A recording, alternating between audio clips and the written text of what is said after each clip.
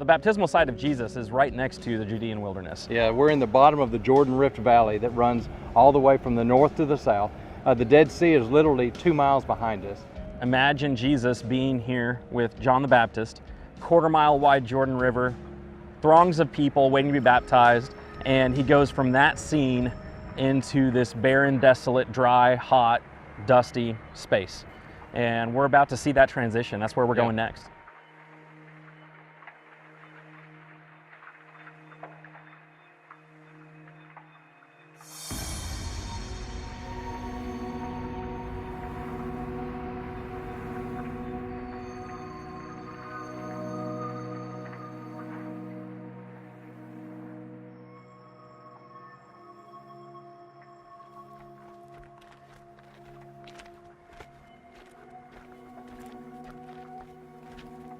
Barry, what are we doing up here?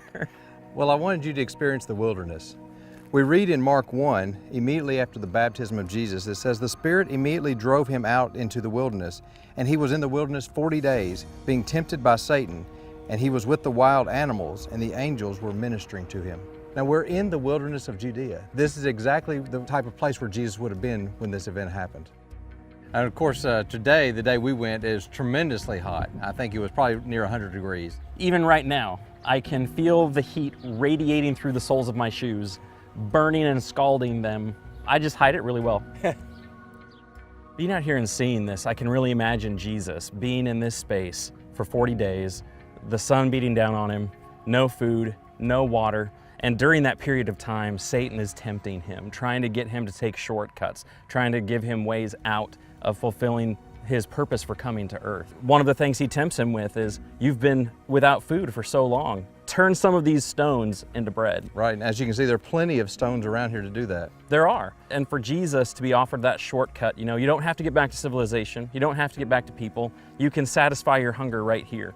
The Bible describes Satan as cunning, and he uses opportune moments to tempt us. And he obviously did that in this instance. Jesus was hot, he was thirsty, he was hungry, he was alone, and for 40 days, Jesus is being tempted by Satan. And so it was wise on Satan's part, it was crafty on Satan's part, but Jesus didn't give in. Well, not only was Jesus out there for 40 days, but he was out there also for 40 nights too.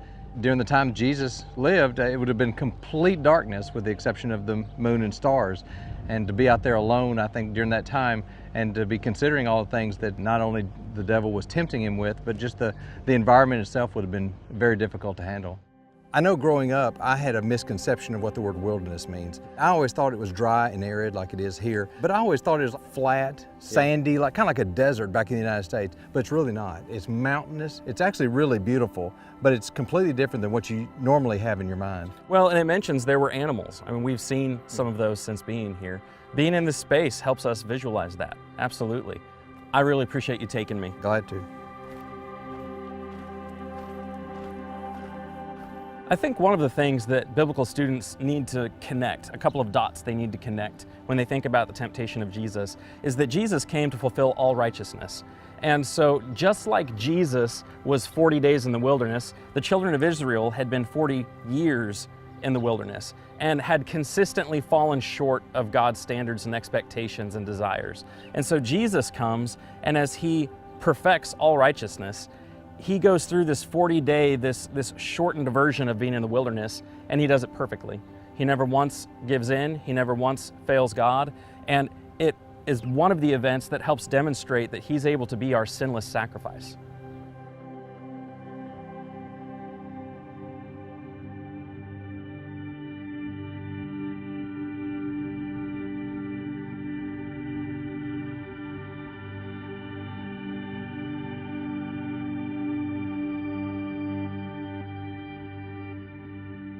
We've come from the Judean wilderness where Jesus went out.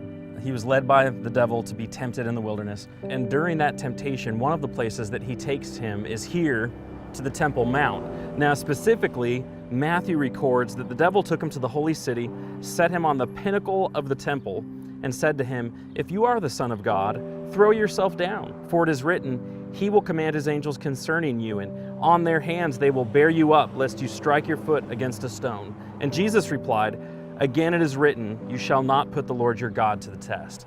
In my mind's eye, when I hear he took him to the pinnacle of the temple, I think like the peak of a western roof. But what you've been explaining is that's not exactly what we should be picturing. What should we be picturing? We use the word pinnacle as meaning top. Right. That's not necessarily the way it's used here. Most likely, the pinnacle of the temple was referring to the southeast corner of the Temple Mount. There's a place here that would allow the devil to take Jesus. He would have been able to look down over the Kidron Valley and tempt him to throw himself off there. The fall there would have been several hundred feet. The Kidron Valley actually has filled in a good bit over the centuries, and so it would have been much deeper at that time. Well, and one of the things to think about when he's taking him to that part of the temple and asking him to throw himself off, he's tempting him, and it's a unique type of temptation. What he's offering Jesus is this very public, dramatic display that if he were to throw himself off the pinnacle of the temple down into the Kidron Valley and God were to catch him up, that everyone would have recognized him for who he was. He's trying to offer him a shortcut from the cross, a shortcut from the betrayal, from the beatings. Instead, he's trying to offer him a glorious way, a dramatic way, a safe way to prove who he is. That's exactly right. He decides not to test God, that he's not going to give in to that temptation to appeal to his pride. One of the things that I've noticed standing here is in front of us, we're looking at the pinnacle of the Temple Mount. We've got the Ophel in front of us, and then behind us, we've got traffic whizzing by and tour buses and cars and mopeds. Yes. These people are driving past all of this every single day. Every single day. And I often joke that David and Solomon, when they originally designed the city, didn't account for all the traffic that would be coming through here 3,000 years It later. would have been nice if they had done that. There's a lot of traffic that comes through these wonderful places that are so rich in history.